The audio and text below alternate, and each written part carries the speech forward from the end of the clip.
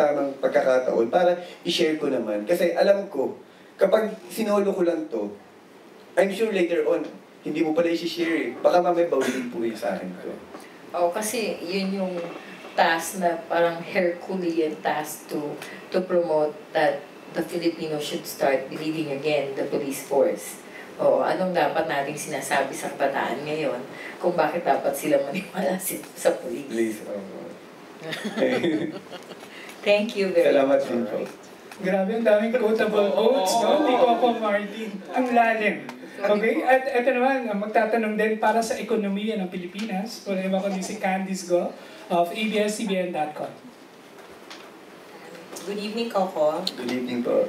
Coco Martin bilang isang individual, sa personal na buhay, kanino ka mas nakaka-relate? Kay Ador or kay Cardo? Honestly po, sabi ko nga po kanina, kay Ador po.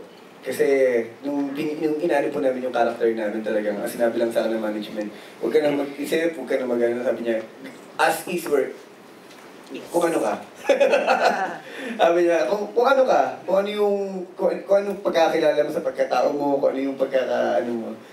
Kaya mas nakarelate ako sa kanya kasi sabi ko nga, syempre, maraming inputs, maraming mga nilalagay na diadagdag sa character, even in the training, ganyan. Pero sabi ko nga po, mas madali para sa akin yung ginampanan ko yung buhay ni Ador.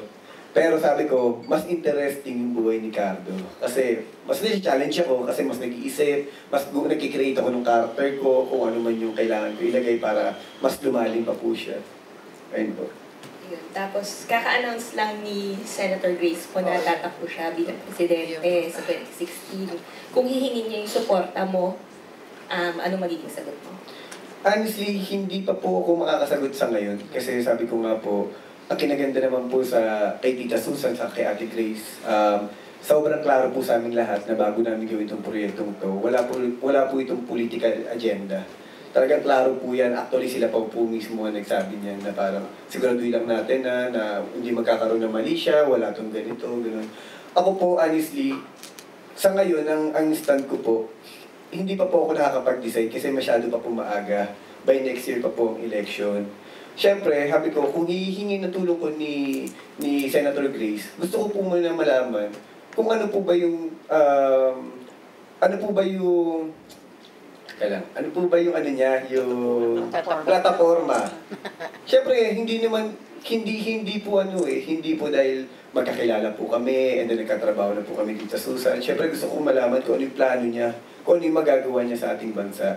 Kasi sabi ko nga po, honestly, ako gusto ko rin marinig yung ibang plataforma ng ibang gustong tumakbo na sa whatever, kung Senate yan, President yan, ano. Kasi para magkaroon ako ng para makapag-decide po ako. Mahirap naman tumulong na dahil kaibigan mo lang. Kasi hindi lang naman ang kapakanan ko nakataya dito ng pamilya ko, ang buong bansa po natin eh. Na pwede akong maka-influence ng napakalaki sa maraming tao po. Kaya sabi ko nga po, gusto ko munang malaman, ayoko magpadalos-dalos ng desisyon o whatever ko naman yan. Kasi ito yung pagkakataon ko para manindigan dahil itong pagkakataon to, ngayon ko lang hawak ang aking salita o ang boto ko. Ayun po. Thank you for answering the question.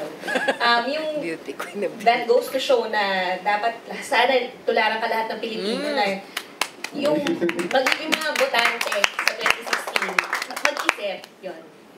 Vote wisely. Totoo po kasi sabi ko nga po, every time na sayang. Ito yung, lalo na po yung pag minsan nakakausap tayo na, hindi ako boboto. Ang laki ng pinakakawalan nilang pagkakataon. Hindi nila alam kung gaano kalaki yung pwedeng mabago sana ng ating bansa. Kasi tayo lahat naman naghahanap tayo ng pagbabago po, di ba? Ito na po yung tamang pagkakataon para tayo magtulong-tulong kung ano man yung hinahanap nating pagbabago sa ating bansa. Mabuhay si Coco. Ang lalim ni Coco, no? Grabe. Ayan, our official hashtag for tonight is FPJs ang Probinsyano. At pwede na po kayo maglagon sa ating Kapamilya event. Okay? We are down to our last two questions for the first part of this press con. And manggagaling ang tanong kay Carmela ni Bobby. Hello po. Hello po. Since ang title ng movie mo is ang Probinsyano, maybe or know kung saan yung province mo and mag-cite ka ng experience mo na